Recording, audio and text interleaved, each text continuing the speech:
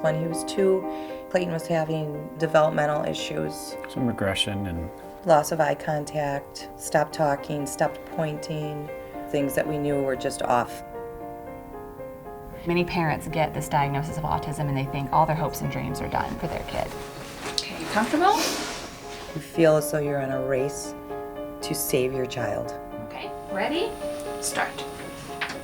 There's definitely a stigma, and I think that part of it has come from the scientific community talking about curing autism, and I don't really want to talk about autism in that way anymore. I think that we should talk about it in terms of strengths and weaknesses. Clayton was going to school in probably 5th and 6th grade for maybe an hour a day. He was so apprehensive about being in any kind of crowded space. I'd have temper tantrums and frustration outbursts in public settings at the school. I was so angry that even the speech pathologist at school, he couldn't work with me. It was hopeless. We think teenagers, they're done. But there's a lot of brain development across the lifespan, and there's particularly another burst of brain development in adolescence. Peers is a relationship intervention, and it teaches children with autism spectrum disorders how to make friends and how to develop their relationships. All right, so this one just gets cut like that, Yeah. and then these, Just cut them in quarters. Well, what do you want to do? Cut the If you onions? cut the onions, make Right. sure I try not to cry.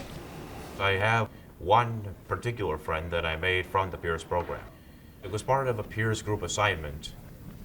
Some of the topics are things like how to be a good conversationalist. When you enter a conversation, you have to agree with what the people are saying. But college life, it's just like high school, except you just got more work.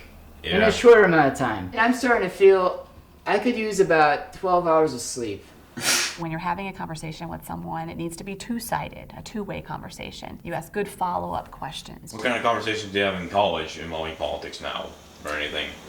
Not really much politics, because everyone's like, A Republican. He's a real upright fellow, you know, and he was a real good friend to me. Our goal is not to change who these kids are. It's not to make them into something they're not. It's to help them find someone who's on their wavelength.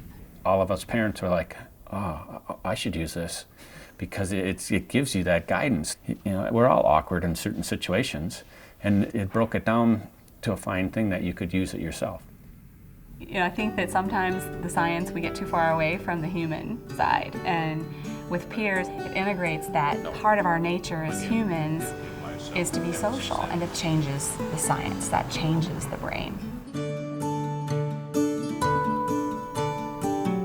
We are the only site in the country looking at how the brain in autism responds to therapies. The kids' brains shift and the left side becomes more active after peers.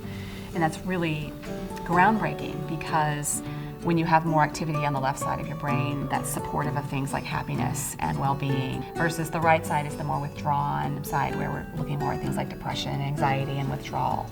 On a neural level, the kids are responding to the intervention. The brain changes, the life changes. It is not over. My high priority is to go to Harvard in Boston.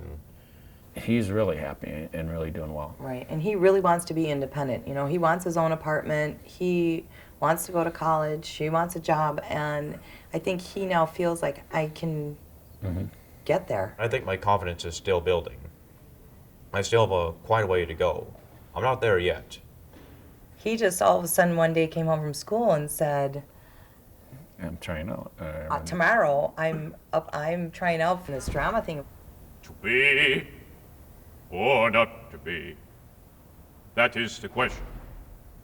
Whether 'tis nobler in the mind to suffer the slings and arrows of outrageous fortune, or to take up arms against a sea of troubles.